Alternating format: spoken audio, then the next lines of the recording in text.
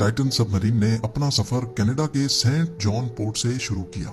जिस लोकेशन पे इसको ओशन के अंदर डाइव करना था, ये सेंट जॉन से 700 किलोमीटर दूर नॉर्थ अटलांटिक ओशन में वाक़ है और इसी पॉइंट पर ठंडे पानी के नीचे ओशन की गहराइयों में टाइटैनिक का शिप रेक भी मौजूद है। सैटरडे 17 जून 2023 को ये सफर शुरू किया गया और प्लान के मुताबिक अगले दिन संडे को सुबह 8 बजे टाइटन को पानी में उतारा जाना था। आपको यहाँ बताते चलें कि डाइव से पहले टाइटन में एक मसला नोटिस किया गया था, लेकिन उसके बावजूद भी अपनी जान दांव पर लगाकर इसको ओशन में उतार दिया गया। वो क्या मसला था और आखिर पता होने के बावजूद भी ये खतरा क्यों मोल लिया गया। लेकिन इस सफर में टोटल 5 लोग मौजूद थे, जिसमें एक्शन एविएशन के फाउंडर हार्निश हार्डिंग भी मौजूद थे। इन्होंने जेफ बेजोस के साथ स्पेस में भी ट्रेवल किया था। दूसरे नंबर पे स्टॉकटन रश, जो ओशन गेट के CEO भी थे। ये अमेरिकन कंपनी ओशन टूरिज्म के लिए सबमर्सिबल्स फराहम करती है।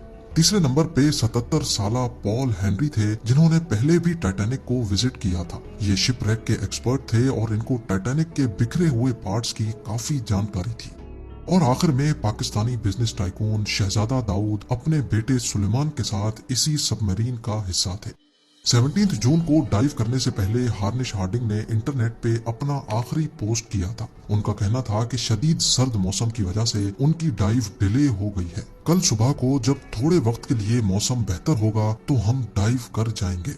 ये 5 लोग अपना शौक पूरा करने के लिए मशहूर जमाना टाइटैनिक का मलबा देखने जा रहे थे। 1912 में डूबने के बाद अगले कई सालों तक इसको तलाश करने की कोशिशें जारी रहीं, लेकिन अटलांटिक ओशन की हार्श कंडीशन के बायस ये काम इतना आसान नहीं था। फिर 1985 में जाकर आखिरकार ओशन फ्लोर पे RMS टाइटैनिक का मलबा मिल ही गया।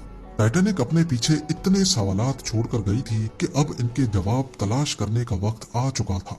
दर्जनों एक्सपीडिशंस अरेंज किए गए, जिसमें अलग अलग कंट्रीज के एक्सपर्ट्स और रिसर्चर्स ने टाइटैनिक शिप रेक का रुख किया।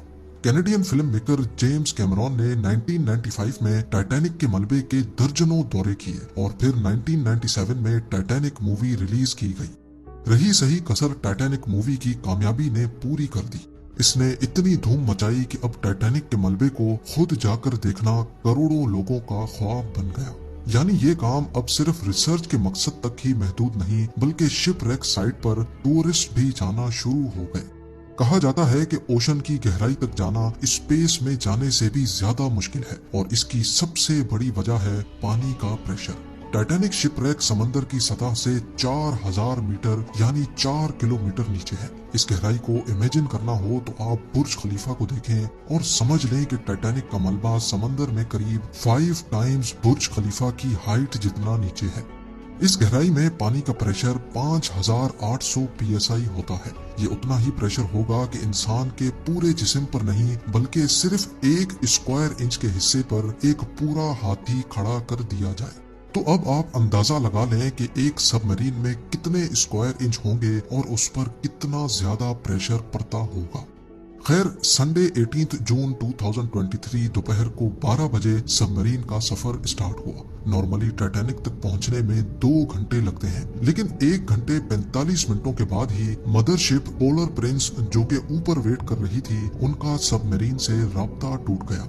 अगर 2 घंटे टाइटैनिक तक पहुंचने में लगने थे तो सिर्फ 15 मिनट पहले राब्ता टूटने का मतलब है कि सबमरीन टाइटैनिक के काफी करीब पहुंच चुकी होगी। समंदर की इस गहराई में सूरज की रोशनी पहुंचना नामुमकिन है और यहाँ हर वक्त इंतहाई सख्त अंधेरा होता है। इतनी गहराई में वायरलेस सिग्नल का टूटना एक नॉर्मल बात होती है, लिहाजा पहले इस बात को ज्यादा सीरियस नहीं लिया गया। ये पूरा ट्रिप टोटल 7 घंटों का था। 12 बजे से लेकर शाम को 7 बजे इनको वापस लौटना था, लेकिन जब शाम 7 बजे तक भी टाइटन से कोई राब्ता ना हुआ और ना ही वो वापस लौटी, तो अब ऊपर खड़ी मदरशिप में मौजूद क्रू के पसीने छूटना शुरू हो गए। Canadian research vessel polar Prince ने टाइटन की तलाश शुरू कर दी। 9:40 पे उन्होंने US कोस्ट गार्ड से राब्ता करके मदद तलब की।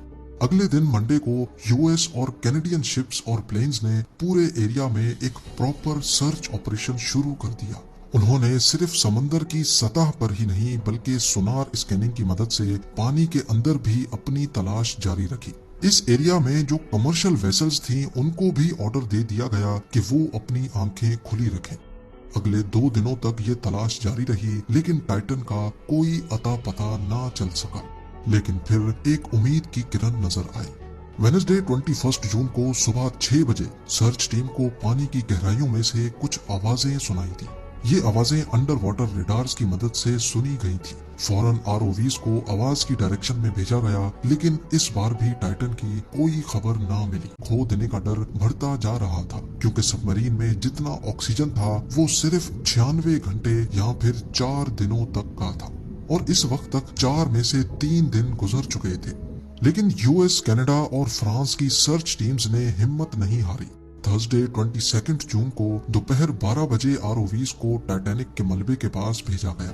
वहां पहुंचकर जो देखा गया वो वाकई दिल दहला देने वाला मंजर था। 3:48 पीएम पर आरओवी, जो कि टाइटैनिक के मलबे के पास पहुंच चुकी थी, उसने टाइटन की दुम का एक हिस्सा टाइटैनिक से सिर्फ 1600 फीट दूर पड़ा हुआ देखा। जो देखने गई थी टाइटैनिक के मलबे को, अब उसका मलबा ही पूरी दुनिया में हेडलाइंस बन गया।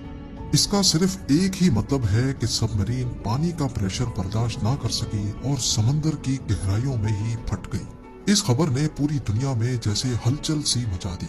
ओशन गेट की सेफ्टी पर कई सवाल खड़े किए जाने लगे। ओशन गेट के सीईओ स्टॉकटन रश, जो कि खुद इस वाक़े में अपनी जान गंवा बैठे हैं, उन्होंने 2021 में कहा था कि वो जानते हैं कि उन्होंने टाइटन को बनाते वक्त कुछ रूल्स तोड़े हैं, क्योंकि उन्होंने टाइटन को स्टील से नहीं बल्कि एविएशन ग्रेड कार्बन फाइबर से बनाया है। पर वो इस इंडस्ट्री में कुछ नई इनोवेशंस करना चाहते थे, तभी स्टील को रिप्लेस करके कार्बन फाइबर का इस्तेमाल किया। से 10,000 PSI के प्रेशर पे टेस्ट भी किया गया, जिसमें वो पास हो गई थी।